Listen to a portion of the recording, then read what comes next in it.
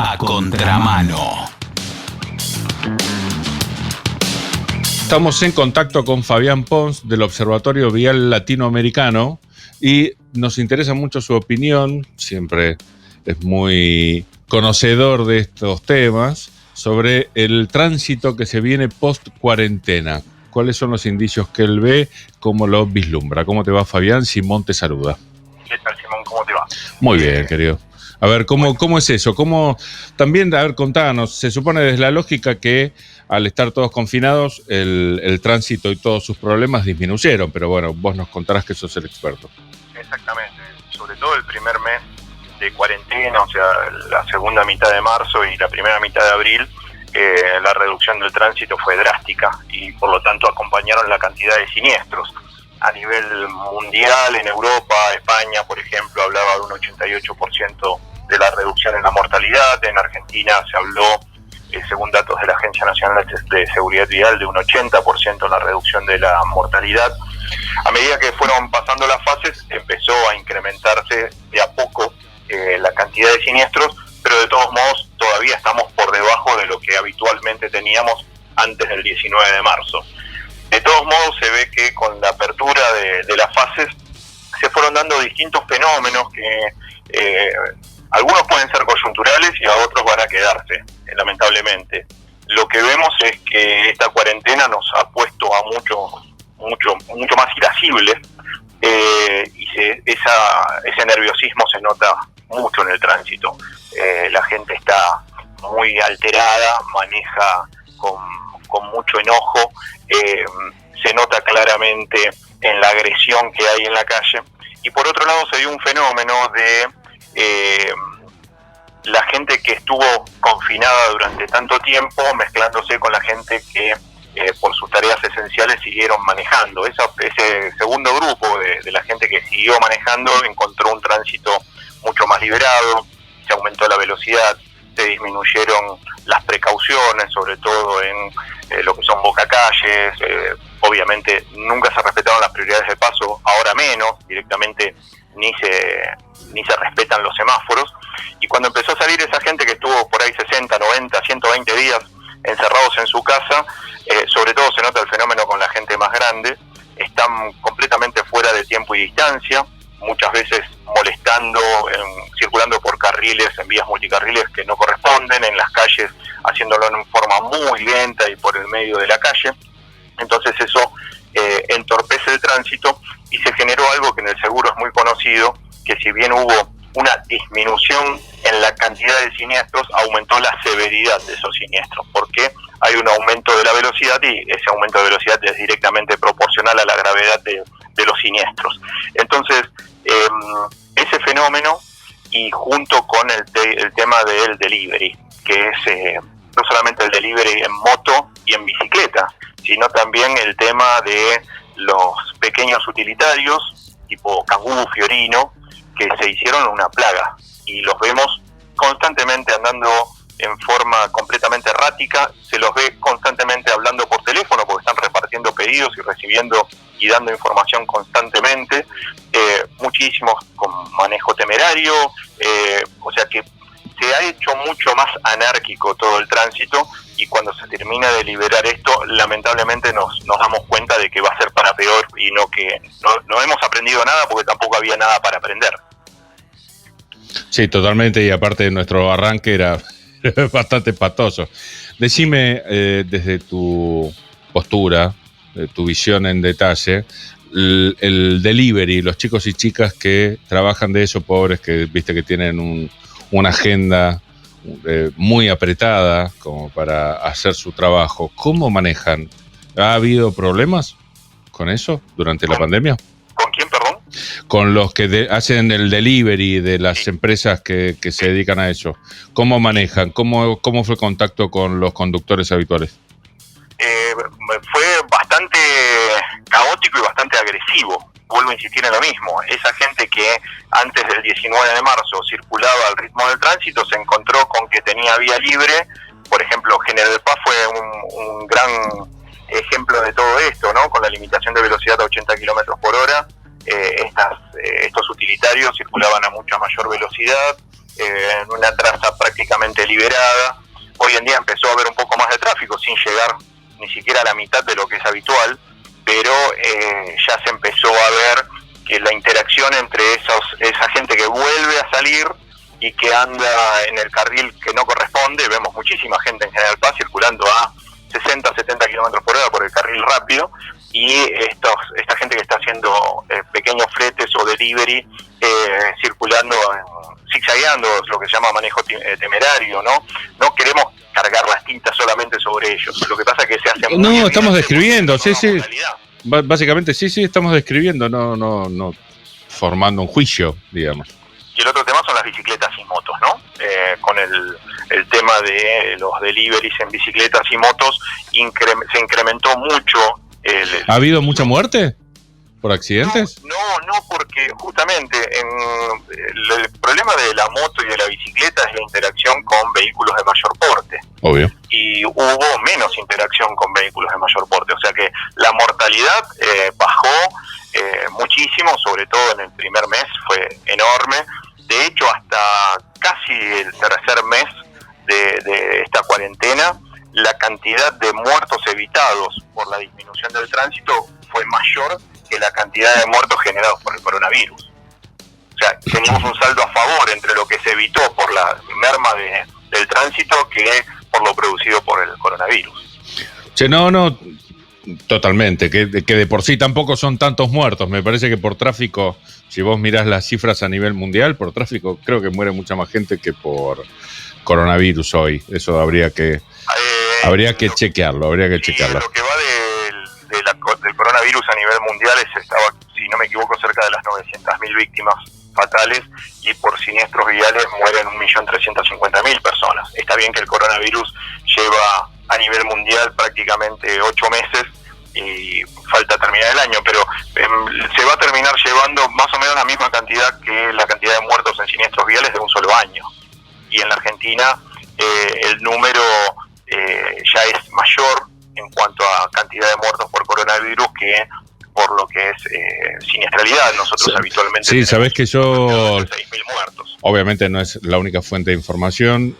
Hay una que a mí me resulta bastante buena, que se llama Worldometer, no sé si la conocés, que tiene estadísticas mundiales, y según eso hay ahora, a este momento, 885.427 muertos por accidente de tránsito en el 2020. Ya eso es más que... Es muy parecido, pero es muy parecido a lo que es el coronavirus. Sí, a morir. Sí, deben estar en 800.000 ahora. Lo que muchas veces pasa es, ojalá nos ocupáramos cotidianamente de la cantidad de muertos en siniestros viales como lo estamos haciendo por la cantidad de muertos por el coronavirus. Completamente de acuerdo. Hace 15, 20 años que se consideró, que la Organización Mundial de la Salud consideró pandemia a la siniestralidad vial, o a la mortalidad vial. ¿Cuándo fue eso? Me interesa. ¿Cuándo fue que fue declarado pandemia? En el primer decenio, o sea, debe haber sido a principios de los años 2000, que se consideró que esto era una enfermedad de trauma y se lo consideró una pandemia porque genera muertes a nivel mundial, es un fenómeno global. Lo que obviamente discuten muchos epidemiólogos es a qué considera hoy en día la Organización Mundial de la Salud como una pandemia, ¿no? Sí, casi que... Eso es otra cuestión. Sí, total. El gusto por el rock también va a ser una pandemia, va a ser considerada una pandemia en cualquier momento, pero... Exacto. ¿Y cuáles fueron las acciones que tomó tras esa declaración? El primer decenio de este siglo, o sea, del 2000 al 2010, la Organización Mundial de la Salud y la ONU lo dedicaron a los estados, o sea, le solicitaron a los estados que tomaran intervención generando los organismos y destinando presupuesto para combatir el flagelo de la inseguridad vial. Fue así que en el 2008, con la ley 26363, en la Argentina nace la Agencia Nacional de Seguridad Vial. La idea era que eso fuese tomado como una política de Estado y se siguiera trabajando en el rumbo que esa ley establecía. Lamentablemente la Agencia Nacional de Seguridad Vial en la Argentina no tomó el rumbo para el que fue pensado, y lo digo desde adentro porque fui uno de los redactores de la ley. Por otro lado, el segundo decenio se lo dedicaron a las empresas con la promulgación de la norma ISO 39001. Lamentablemente en la Argentina no cuajó. Eso se perdió una oportunidad histórica, el mercado asegurador argentino, de ponerse al frente de este tema y de hacer un control muy estricto de lo que eran, sobre todo, flotas de vehículos de empresas. La empresa tiene un rol fundamental en el tema de disminuir la siniestralidad vial, tanto en los siniestros en misión como en los siniestros sin itinere. Sin embargo, eso pasó de largo. Estamos en el 2020 y empresas que hayan certificado ISO 39001 los contamos con los dedos de la mano. Entonces, son cosas que en la Argentina pasaron de largo. O sea, es letra muerta, son intenciones, pero no hubo algo que, digamos, en la Argentina cambió. No cambió para mejor. Mira vos, te cierro lo que habíamos charlado antes, siempre con la misma fuente, al instante, porque eso es lo que te dan. Hay 830.763 muertos por coronavirus y 885.000 por accidentes de tránsito. ¿Cuáles son, cortito, es una pregunta amplia para respuesta corta, pero bueno, confío en tu habilidad, cuáles son, a grosso modo, los motivos por los cuales se dan esta cantidad enorme de muertes? En la Argentina, básicamente, como en todo el mundo, hay un componente de velocidad. La velocidad, o la desaceleración, mejor dicho, mata. El no respeto a las velocidades. ¿Por qué hiciste esa distinción? Dudo que nuestros escuchas la entiendan. Yo confieso que no, tampoco. ¿Cuál es la diferencia? O sea, el tiempo de frenado que requiere... No, vos pensás, mira, te lo pongo en un ejemplo muy sencillo. Por favor. En Indy en las carreras de Indy andan a casi 400 kilómetros por hora. Sí. Chocan contra un paredón y la persona se baja caminando. Porque el tema es que la desaceleración que se genera es muy paulatina. La velocidad va bajando de a poco, va rebotando, pega contra un lado, pega contra el otro. Entonces, desde el primer impacto hasta que el vehículo se detiene, pasan varios segundos.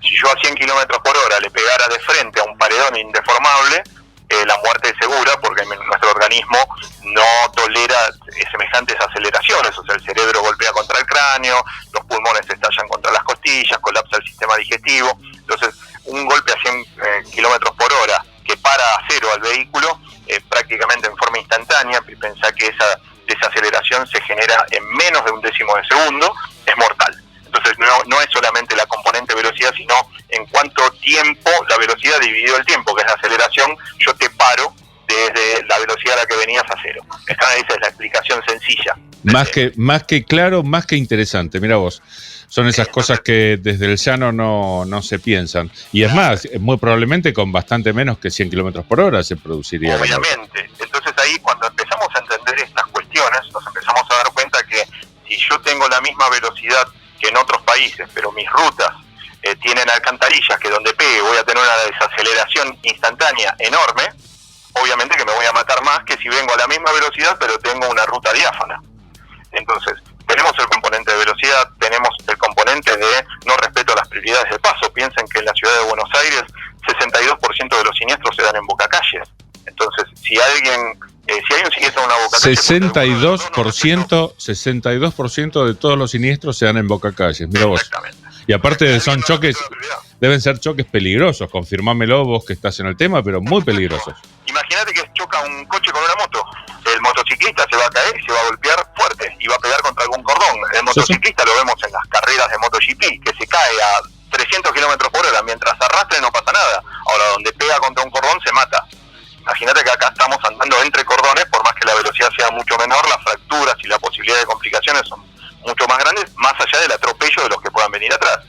Entonces, tenemos la velocidad, tenemos la falta de respeto a la prioridad de paso, tenemos las malas maniobras de adelantamiento, tenemos vehículos que en materia de seguridad estamos atrasando entre 10 y 12 años con respecto al mundo, que 10 o 12 años es una enormidad, a punto tal que, por ejemplo, el control de estabilidad va a ser obligatorio en el 2022 en la Argentina. ¿Qué es el control de estabilidad, querido? El control de estabilidad es un dispositivo que trabaja tomando como base al ABS, cuesta $70 nada más, y lo que hace es que ante una maniobra brusca, el vehículo en forma autónoma frene las ruedas que corresponde para que no se descontrole el vehículo y hasta le quita la posibilidad de aceleración al conductor del vehículo. Esto es un invento que se puso en funcionamiento en forma bastante masiva a partir del año 2000, lo diseñó Robert Bosch y fue considerado el mejor invento en la industria automotriz de la primera década de este siglo. Bueno, Eso es obligatorio desde el 1 de noviembre del 2011 en Europa y Estados Unidos. Acá, 11 años después, vamos a ver si lo ponemos. Hay infinidad de cosas. El mundo está trabajando en la obligatoriedad de los ADAS, de los sistemas de asistencia a la conducción. Acá ni siquiera está en carpeta. O sea, acá estamos discutiendo el apoyacabezas. Y decime, Fabián, ¿hay alguna relación, en tu opinión, entre la idiosincrasia de un pueblo y su manera de conducir? Obviamente, manejamos como somos y hemos perdido gran cantidad de valores culturales. O sea, la ley de tránsito se basa en el principio del respeto al prójimo. No son más que acuerdos sociales. Un semáforo en rojo, el rojo no tiene posibilidad de detener porque sea rojo, sino que es una convención que respetamos. Cuando hemos perdido esos valores de respeto al prójimo, esto se vuelve mucho más anárquico. Entonces, para generar un cambio cultural se necesita, además de tiempo, gente idónea y planes de corto, mediano y largo plazo.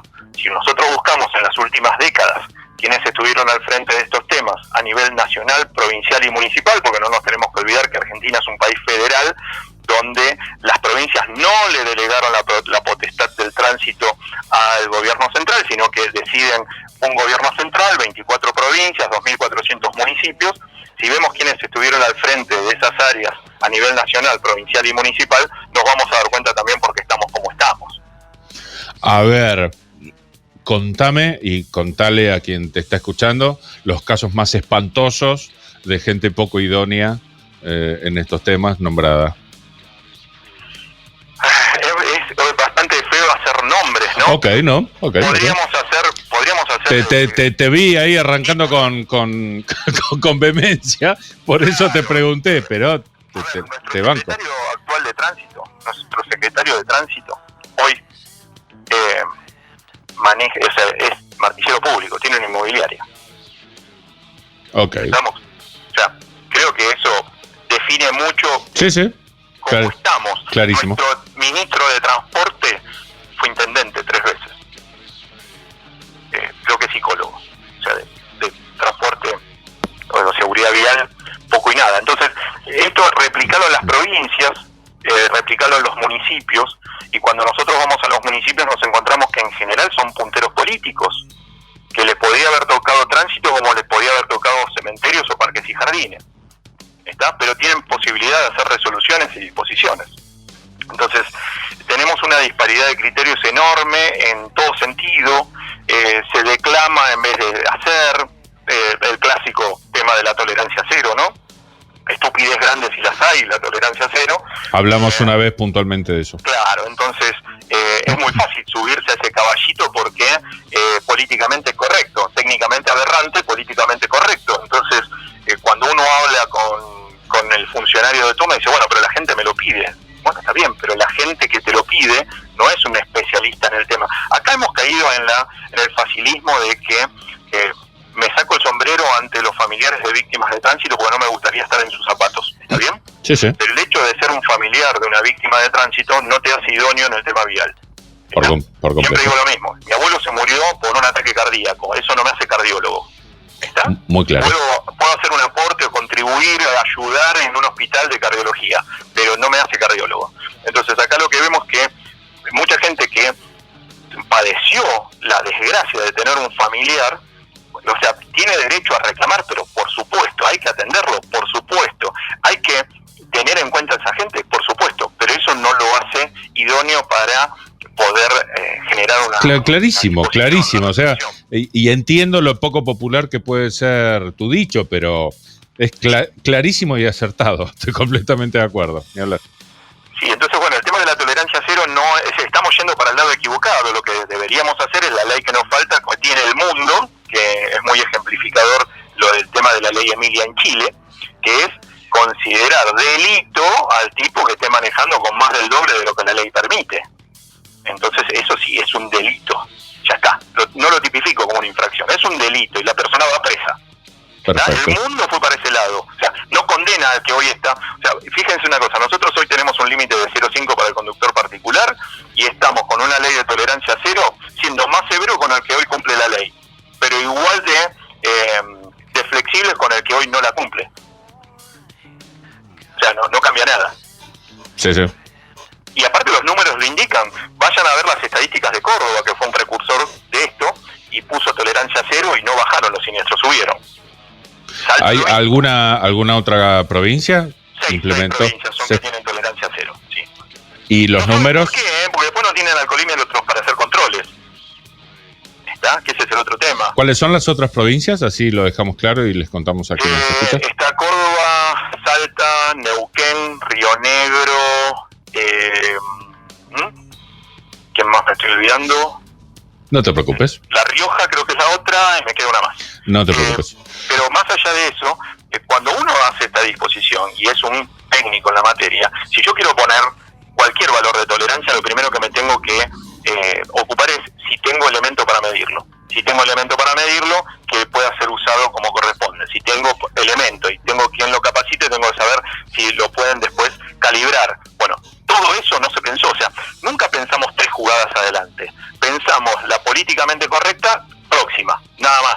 Y después colapsa, porque el sistema no funciona así. Sí, no podés modificar la realidad si no tenés la implementación concreta y completa. No, ni hablar de la idea, más allá de que vos ya nos dijiste con mucho detalle que la idea en sí es errada. Sí. Pero bueno, si arrancamos con ideas cerradas, mal vamos a poder llegar a buenas conclusiones. Pero bueno, sin duda, ese es otro tema. Bueno, como siempre aprendimos mucho al charlar contigo, así que ha sido un gran placer. ¿Querés cerrar con algo puntual? No, solamente que aquella gente que vuelve a manejar después de haber estado tanto tiempo en sus casas, que lo haga teniendo las precauciones del caso, utilizando muchísimo más que antes los espejos, no molestando en el tránsito, y aquellos que estuvieron siempre circulando aún durante los primeros tiempos de la pandemia, que se den cuenta que las normas de tránsito están para respetarlas y que el resto de la gente del tránsito existe y que tomen las precauciones que las leyes indican, nada más que eso. Perfecto. Muchas gracias, querido Fabián, y seguiremos charlando en otras oportunidades. Gracias, Simón, un gran abrazo. Un gran abrazo. Hasta luego. Hablamos con Fabián Pons del Observatorio Vial Latinoamericano.